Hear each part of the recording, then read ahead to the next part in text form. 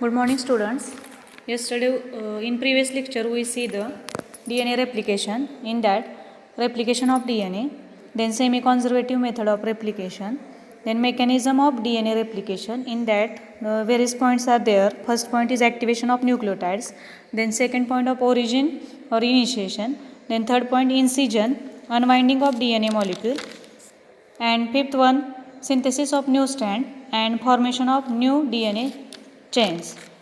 Now, then after that we see the functions of DNA, then experimental confirmation of semi-conservative DNA replication. Through the experiment, we prove that the DNA replication, semi-conservative DNA replication. Then semi-conservative DNA replication we see in previous lecture. Now today lecture we see the topic 4.5 protein synthesis. In that we see the one gene one enzyme hypothesis, म्हणजेच काय एक जनुक एक विकर गृहीतक.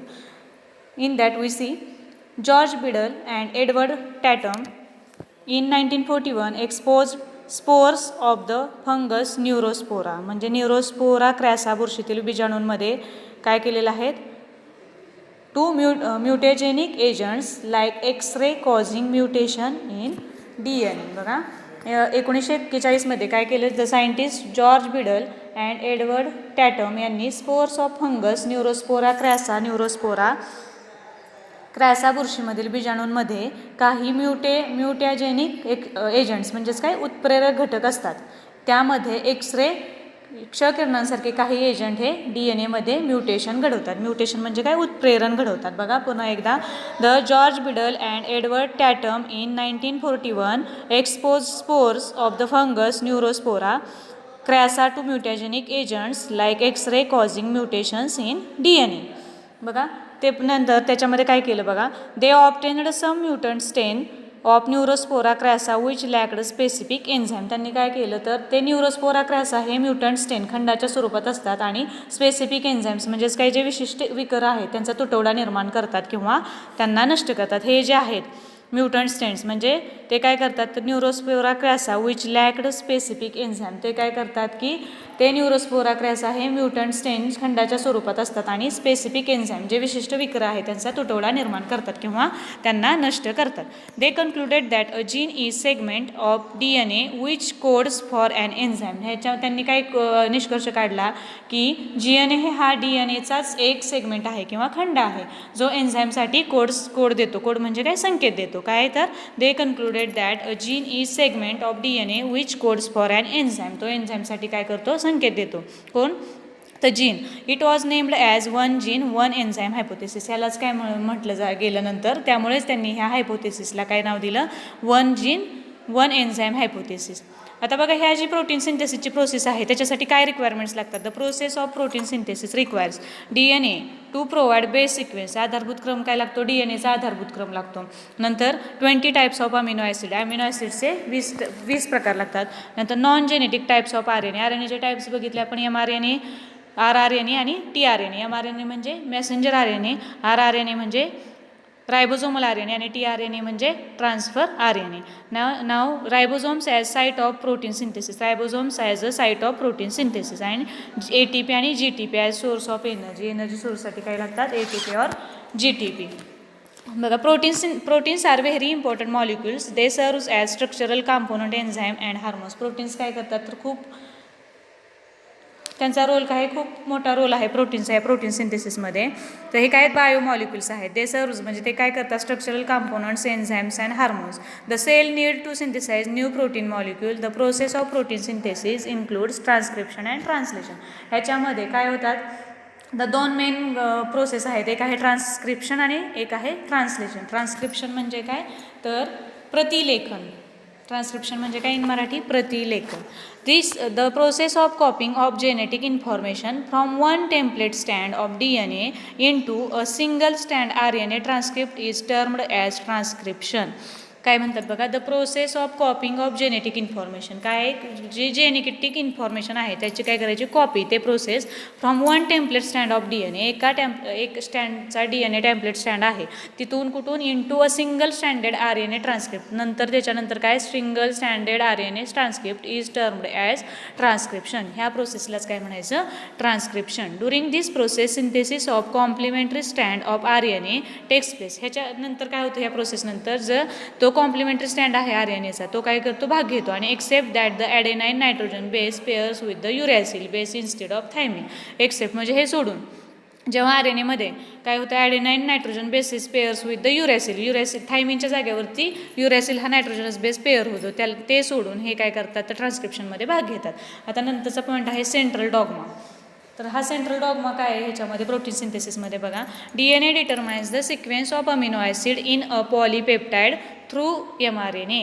DNA काय करतं, determine करतं DNA sequence of amino acid in a polypeptide through mRNA. Messenger RNA through काय करतं, DNA हे करतं, डिटरमाइन करतं की ह्या प्रक्रियेमध्ये DNA टेम्पलेट जे काय आहे ते DNAच्या साच्यात mRNAची निर्मिती करतं. एवढंच बघा, DNA transcription mRNA then translation process होऊन प्रोटीन तयार होतात. बघा, DNA determines the sequence of amino acid in a polypeptide protein through mRNA. Then protein synthesis is completed into 2 steps. First आहे ट्रान्सक्रिप्शन आणि सेकंड आहे ट्रान्सलेशन. त्यातली पहिली आपण बघणार आहोत ट्रान्सक्रिप्शन. सेंट्रल डॉग्मा म्हणजे काय कळलं बघा, the DNA determines the sequence of amino acid in a polypeptide through mRNA. म्हणजेच काय, ह्या प्रक्रियेमध्ये DNA टेम्पलेट जे आहे DNAच्या साच्यात काय करतं की mRNAची निर्मिती होते. एवढंच लक्षात घ्यायचं की DNAच्या साच्यात mRNAची निर्मिती होते. नंतर पहिली प्रोसेस आहे transcription. Transcription is a process of formation of mRNA on DNA template. म्हणजेच काय, DNAच्या टेम्पलेटवरती DNAच्या साच्यात काय होती, mRNAची निर्मिती होते. टेम्पलेट म्हणजे काय, साच्या. Then it takes place in presence of DNA dependent RNA polymerase.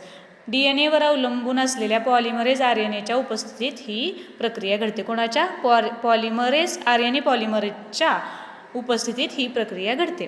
Then in this process DNA is copied into RNA. ह्या प्रोसेसमध्ये काय होतं, DNA कशामध्ये कॉपी होतो, RNAमध्ये.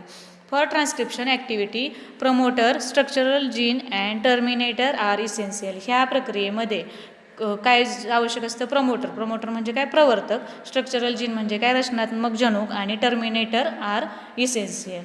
टर्मिनेटर म्हणजे काय, समापक, आर इसेन्शियल. द DNA स्टँड which is used for protein synthesis of RNA is called antisense template which obtained in 3' to 5' direction. बघा, ट्रान्सक्रिप्शनच्या ज्या RNAच्या संश्लेषणासाठी काय वापरण्यात जो येणारा असतो DNAचा स्टँड, त्याला काय म्हणायचं, अँटीसेन्स टेम्पलेट, प्रतिसंवेदी धागा. अँटीसेन्स टेम्पलेट म्हणतात. हा कसा असतो, 3' to 5' ह्या दिशेचा असतो. बघा, ह्याच्यात बघा, हा जो आहे टेम्पलेट स्टँड, हा जो पहिला बघा अँटीसेन्स स्टँड म्हणतात ह्याला, प्रतिसंवेदी धागा. हा कुठल्या एंडपासून कुठं असतो, 3' ते 5' एंडपासून स्टार्ट होते. बघा, टेम्पलेट स्टँड ऑफ DNA 3' to 5' ह्याच्यामध्ये असतो. म्हणजे पहिल्यांदा बघा सुरुवात झाली 3' एंडने आणि शेवट कुठं झाला आहे, 5' एंडनं. ह्याला काय म्हणायचं, अँटीसेन्स कोडॉन.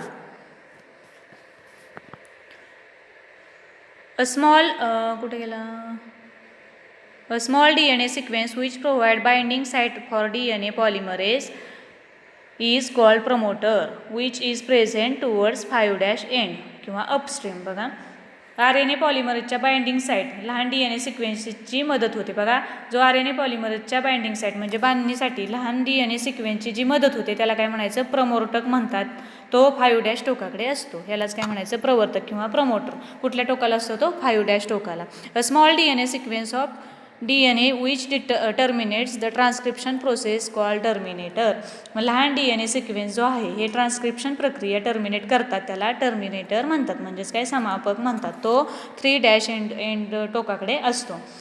नंतर बघा, the structural gene which is to be transcribed is generally monocistronic in eukaryotes and polycistronic in prokaryotes. हा जो स्टँड आहे तो युकॅरियोटमध्ये कसा असतो, मोनोसिस्ट्रॉनिक. जे दृश्यकेंद्रिकीमध्ये जनुकांची जे एक सिस्ट्रॉनिक नक्कल होते त्याला काय होते, तर प्रोकॅरियोट्समध्ये काय होतं, तर किंवा आदिकेंद्रिकी पेशींमध्ये काय होतं, तर हे पॉलिसिस्ट्रॉनिक नक्कल होते ह्याची. प्रोकॅरियोट्समध्ये काय होतात, तर पॉलिसिस्ट्रॉनिक, आणि युकॅरियोट्समध्ये काय होतात monocistronic. During transcription, the enzyme RNA polymerase binds to the promoter site and brings about initiation of the process. ह्याच्यामध्ये काय होतं की ट्रान्सक्रिप्शन प्रोसेसनंतर, प्रक्रियेनंतर RNA पॉलिमरेज विकर जे आहेत ते प्रमोटर साईट प्रवर्तक स्थानांवरती काय करतात, बांधतात, आणि तेथून प्रक्रियेला सुरुवात होते. The two strands of DNA separate from each other according to the base sequence present on the template stand.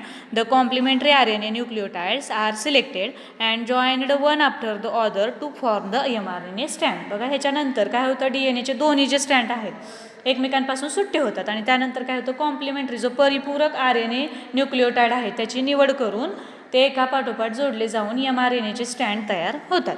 A small part of RNA remains attached to the enzyme as the enzyme and newly formed RNA follow.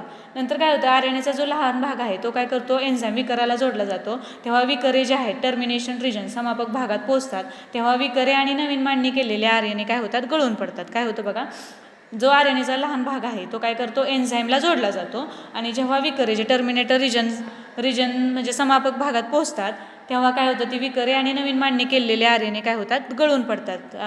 Formed RNA follow up. In eukaryotes the RNA is non-functional when it is formed and undergoes splicing, capping and tailing. जे युकॅरियोट्स आहेत, दृश्यकेंद्रकी ज्या पेशी आहेत त्यांच्यामध्ये काय होतं, जेव्हा RNA हे नॉन फंक्शनल होतात तेव्हा त्यांची निर्मिती स्प्लायसिंग, कॅपिंग आणि टेलिंग ह्या पायऱ्यात होते. ह्या काय प्रोसेस आहेत त्यांच्या फॉर्मेशनच्या. युकॅरियोट्समध्ये RNAचे जे नॉन फंक्शनल होतात तेव्हा काय होतात, त्यांच्या प्रोसेसमध्ये कुठले होतात, स्प्लायसिंग, कॅपिंग अँड टेलिंग. तर स्प्लायसिंग म्हणजे काय, removal of introns from the RNA is called splicing. Splicing म्हणजे काय, तर RNA मधून इंट्रॉन निघून जाण्याच्या प्रक्रियेला काय म्हणायचं, स्प्लायसिंग. RNA मधून इंट्रॉन निघून जाण्याच्या प्रक्रियेला splicing. Then cappings, addition of an unusual nucleotide GPP, methyl guanine triphosphate. बघा MGPP, methyl guanine triphosphate at 5' end is called capping. Capping म्हणजे काय, मिथिल गुआनाइन ट्रायफॉस्फेटच्या न्यूक्लियोटाइडची 5' टोकाला भर पडते त्याला काय म्हणायचं, कॅपिंग म्हणायचं. कॅप म्हणजे काय, मोठा भाग म्हणजे टोकाचा भाग. मग काय होतं, मिथिल गुआनाइन ट्रायफॉस्फेट आहे ह्या न्यूक्लियोटाइडची कुठल्या टोकाला भर पडते, 5' एंडला भर पडते, त्याला म्हणायचं कॅपिंग. देन टेलिंग, तसेच त्यामध्ये ॲडिनोनाइन रेसिड्यूजची भर पडते त्याला काय म्हणायचं, टेलिंग. ॲडनलेट शेष भागाची जी भर पडते त्याला म्हणायचं टेलिंग. मग बघा, after splicing, capping and tailing, the RNA is said to be processed and then it exit from nucleus to cytoplasm. मग अशा प्रकारे काय होतं, स्प्लायसिंग, कॅपिंग आणि टेलिंग नंतर RNA हा सर्व प्रक्रियामधून बाहेर पडतो असे म्हणतात, आणि तो न्यूक्लियसमधून बाहेर पडून सायटोप्लाझममध्ये प्रवेश करतो किंवा सायटोप्लाझममध्ये स्थानांतरित होतो. मग हे अशा प्रकारे काय होतात, ह्या प्रोसेसद्वारे काय होतं, प्रोटीन सिंथेसिस टेक्स प्लेस. बघा हे बघा, ट्रान्सक्रिप्शन युनिट आहे 3' 5'. हा पहिला टेम्पलेट स्टँड आहे, देन स्ट्रक्चरल जीन आहे, कोडिंग स्टँड, टर्मिनेटर आहे, प्रमोटर आणि टर्मिनेटर. पहिला आहे बघा mRNA स्टँड आहे, formation of template and coding स्टँड ऑफ DNA. पहिला आहे mRNA. इथं बघा ॲडेनिन, गुआनाइन, युरॅसिल, सायटोसिन, ॲडेनाइन, गुआनिन, युरॅसिल हे काय नायट्रोजनस बेसिस आहे. त्यांचे पहिला जो स्टँड आहे अँटीसेन्स स्टँड, आणि दुसरा आहे सेन्स स्टँड्स असतो.